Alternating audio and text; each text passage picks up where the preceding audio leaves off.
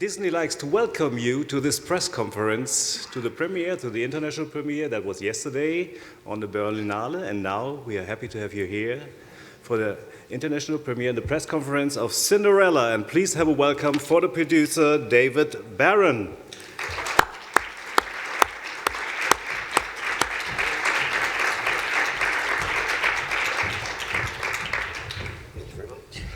Please have a welcome playing the fairy godmother, Helena Bonham Carter.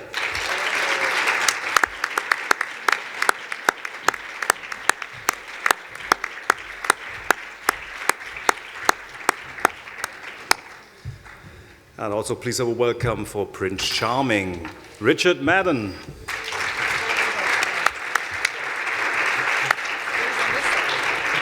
Yes, now closer to you.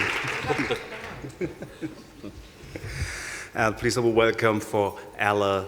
Please have a very warm welcome for the new Cinderella, Lily James.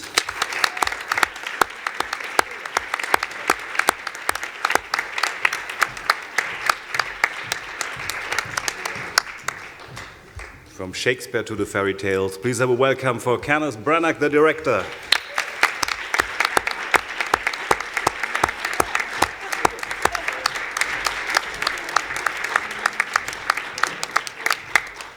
Playing the part of Lady Tremaine, please have a welcome for Cate Blanchett.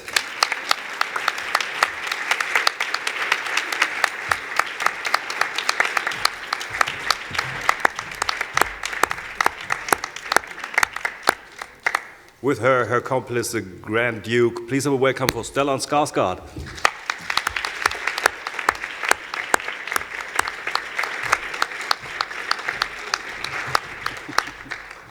Also have a welcome for the producer, Allison Shearmur.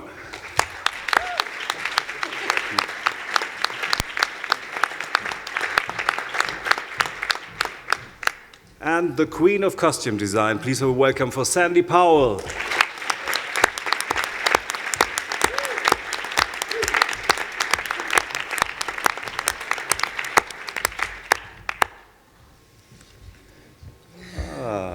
A coffee for the director. So, who gets the coffee gets the first question. Oh Kenneth, can you give us a shortcut of when you've been first introduced to this project, what was your first thought of doing a new, modern Cinderella? Excited to be asked. That's always nice. Judi Dench once said that the best part of a whole project is when they ask you. And it was a very exciting and surprising moment. And then we spoke about why there could or might be this new version, and why Disney would want to do a new version, given they had such success with their great animated classic, which we all know played here at the first Berlinale. And the reacquaintance with the story told us why. There's a wonderful contemporary way of telling the story of this girl's story and the characters therein, and all of these beautiful and wonderful people here will tell you all about that as we go. But it was essentially an exciting surprise to come across a classic that it felt was ripe for rediscovery. Question here on the right side, please. Hello, this is Franziska, German radio. Question to probably Mr. Branagh. What I especially liked about the film was what you did not put in. I'm sorry.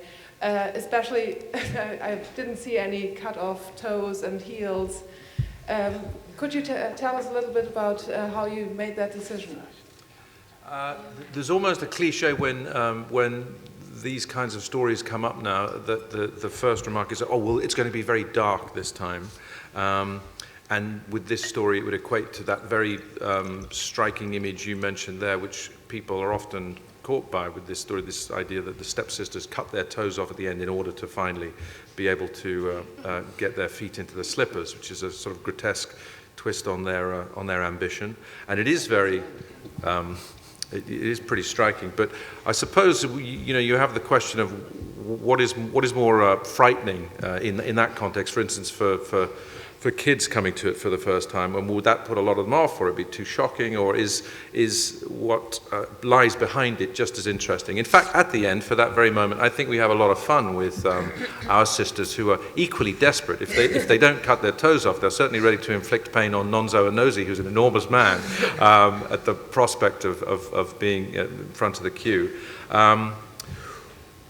We were drawn to the humanity and the humane element of the story more forcefully, I think, than those great sort of set pieces of dark Gothic shock that the fairy tale also provides. So I suppose that's an example of the opposite extreme of what we were after. We were looking for the human story at the center of this, large, heightened world, and I suppose that slightly what you mentioned defines the nature of our approach, which was the opposite of that. Your question here, please. Marco Schmidt On the from right. Munich, another question for Ken. I sincerely hope that you are at least trying to follow the principles that you're proclaiming in your movie, and so I was very curious to know what was the most courageous thing you ever did. What do you think? And what was the kindest thing that anyone ever did to you? Whatever you would like to share with us. Thank you very much. Well, it's a very interesting question. I think. Would you like to lie down? And it's so interesting. I'm going to ask each of our panelists to perhaps. Kate. No. Giving me the part? No. I think that one of the things I liked about the story is that the kindnesses and the moments and the bravery are often encompassed in very small. I'll give you a few examples of things I like in the movie that are. I think you're avoiding the question. No. I think I'm working my way around to it. I'm absolutely delighted if you would like to jump in at this stage. Please feel free. Courageous Blanchett moments are us.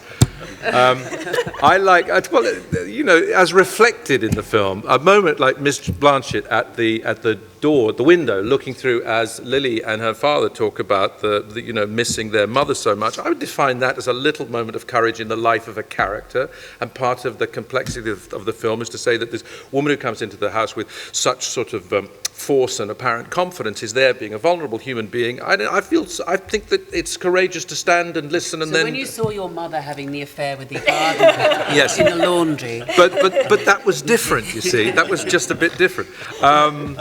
I wish I could tell you I'd done something brave in my life, other than staying in the room in difficult situations. I think is an act of courage. Even staying in this room. Staying in this room, which you may not want me to do in a minute, is about as far as I've got in the courageous stakes. And in terms of kindness, one receives it every day in lots of small ways. There's a nice man who brought a cup of coffee here just a moment ago, which I regard as an extremely kind thing to do. So I think I haven't answered your question at all, and I'm sorry about that, but there you are. It's your question in front, please. Hello, I'm Sarah from Italy. This is a question for Cate Blanchett. I would like to ask you, what do you remember about the first time you saw Cinderella? And also, what was most challenging in playing the evil stepmother?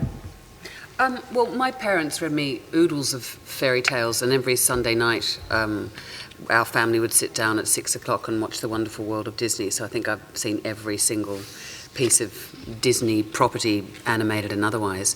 I actually didn't, Cinderella wasn't a story that I gravitated towards, I think because the character of Cinderella was a beautiful victim, and that wasn't something that I think either my mother wanted me to use as a role model or that I gravitated towards. It was always sort of the ugly and dangerous, horrible things as a child that I gravitated towards. And that's what I love about what Lily has done, is she's given the character of Cinderella this quiet, dignified strength. And I think what Ken has infused the film with is it's made two-dimensional characters three-dimensional, even though there's magic and wonderful fairy tale storytelling. I think what makes the film modern and contemporary is the psychology of the characters, and so you understand why Cinderella stays, and it's the whole kindness as a superpower thing that Ken referred to, which I think is wonderful. So I don't remember Cinderella a lot, actually, and I think I probably remember that the stepdaughters were ugly and the stepmother, well, wasn't ugly. We always said she was wicked, not ugly. It was, I wouldn't have taken the role. But I don't really remember much beyond, the silhouette of them. I don't remember, Does that answer your question? Was it a better attempt than Ken just the other question? Much better.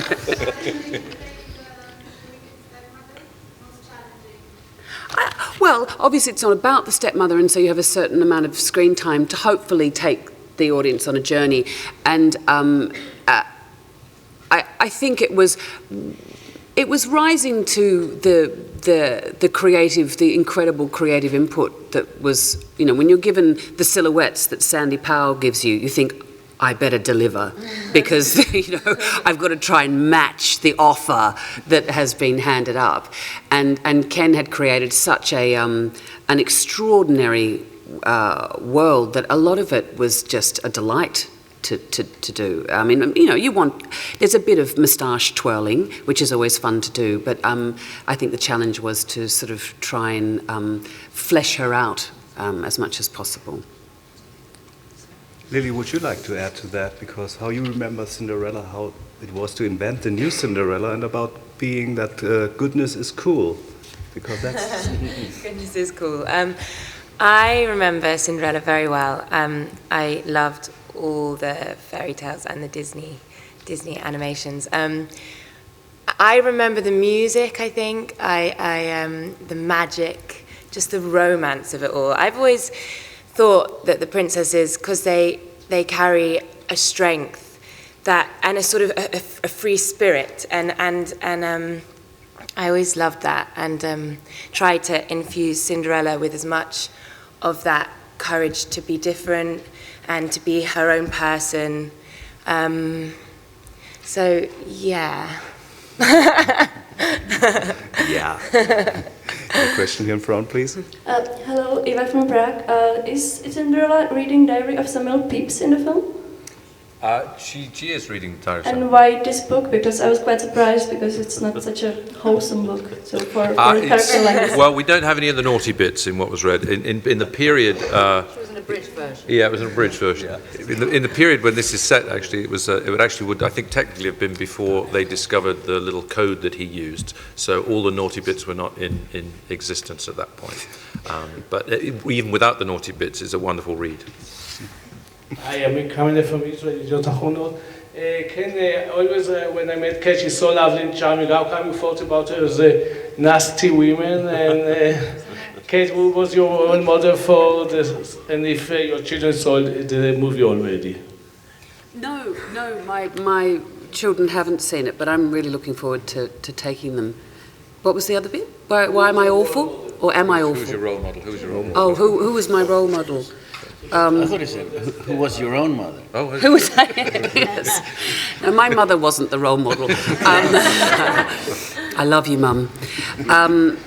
Well, we talked a lot about sort of those, the wonderful roles that sort of Bette Davis and Joan Crawford had played, and Barbara Stanwyck, and look, I think about those women all the time, and everything, every waking moment. The legacy of their work is constantly inspiring to me. But I think it's the deliciousness, the relish that they had, the attack, the wonderful attack that they had on the characters they played on screen. So I don't know that it was anyone in particular, and I think that's what I love about the film is it feels a unique reimagining of the story. But certainly, yeah, the relish was inspiring to me. A question in the back, please. Yeah. Yes, this is a question to Allison Shearmur. Ellie, I understand you brought Twilight to Summit, right? The Hunger Games. Hunger Games to Lionsgate. Yes, that's okay. It was another franchise. One is as good as the other. So I really wonder, how do How does Katniss Everdeen relate to Cinderella in your mind? Because you apparently a producer on this film. I actually thought a lot about it when Disney first offered the opportunity for me to join the project. I was really proud of bringing Katniss Everdeen into the world of movies. She was a really important role model for, I think, young people around the world. And I thought about Cinderella as a progressive evolution of a female protagonist in a world of Katniss Everdeen's. And it was after a conversation with Ken, actually the first conversation about the film, where I had complete clarity and pride about thinking of Cinderella as a contemporary heroine. And he talked a lot about her inner strength and kindness and courage, and we heard Kate mention this as a superpower. And I thought about Katniss and a bow and arrow, and I thought about other meta versions of giving princesses a sword and a shield. And I was really proud that this young woman would be so transformative and so powerful with just her inner beliefs of how she sees the world. And I thought about young people and how that's something that they all have inside themselves. They don't necessarily, and most of us don't have a bow and arrow or sword and shield, but we have the ability to decide we're going to see the world as we want to see the world. And I'm unbelievably proud of Cinderella as the next progressive heroine and inspiration for young people. I actually think she's unbelievably relevant and more possible for young people. Could it be possible for the fairy godmother to get a coffee, please? Your question, please. No, I was going to say, Hello. it's not working. My magic is not working. Hi, this is Cristiana Lievi from Italy. I have a question for Cate Blanchett. I noticed that jealousy is quite a deep feeling, well, not for you, but yeah, for you as a stepmother. I felt it was more deep in this movie, more touchable. It has a certain, yeah. I would like what you think about that feeling and this kind of poison that we know. Yeah, I mean, I think it's easy to play someone who's evil. I think it's more interesting to try and find out why they're cruel, why they're wicked, why they're ugly, and so hopefully throughout the film you get to understand, in a way, that classic iconography in a fairy tale is the mirror, and Cinderella is a very confronting mirror held up on a daily basis to the stepmother.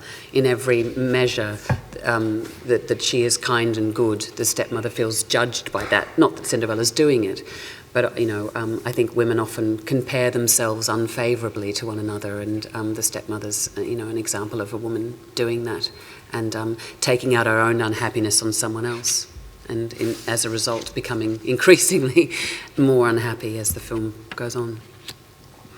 Yes, your question, please, in the middle. Yes. My name is Jan Summel, Frankfurt, Germany, pre-author.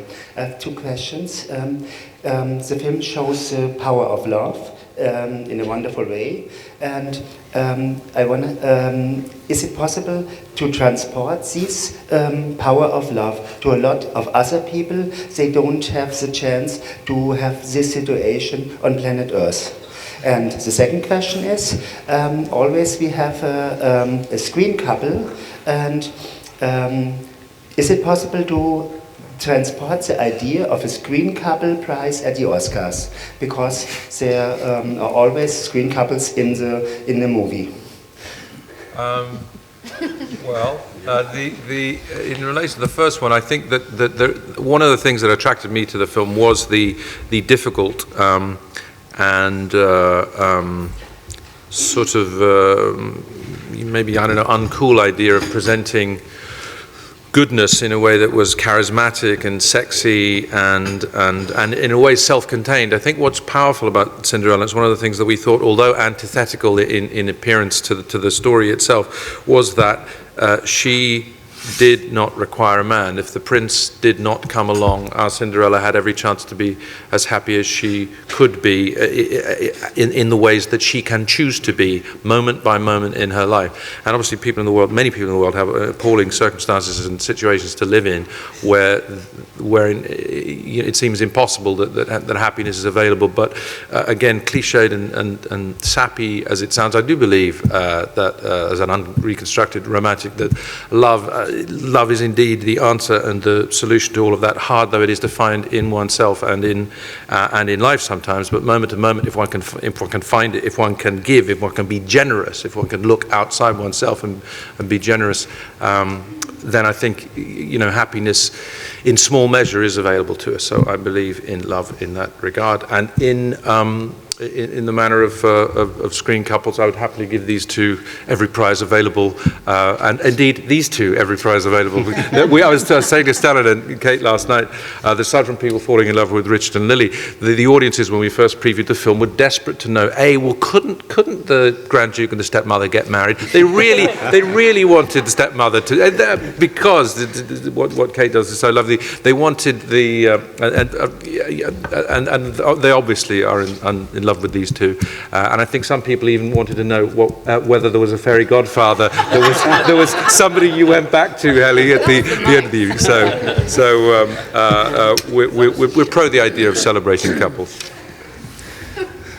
Sandy, could you tell us please a bit about the challenge of creating these wonderful costumes and all the actors? Can you tell us about the challenge wearing them?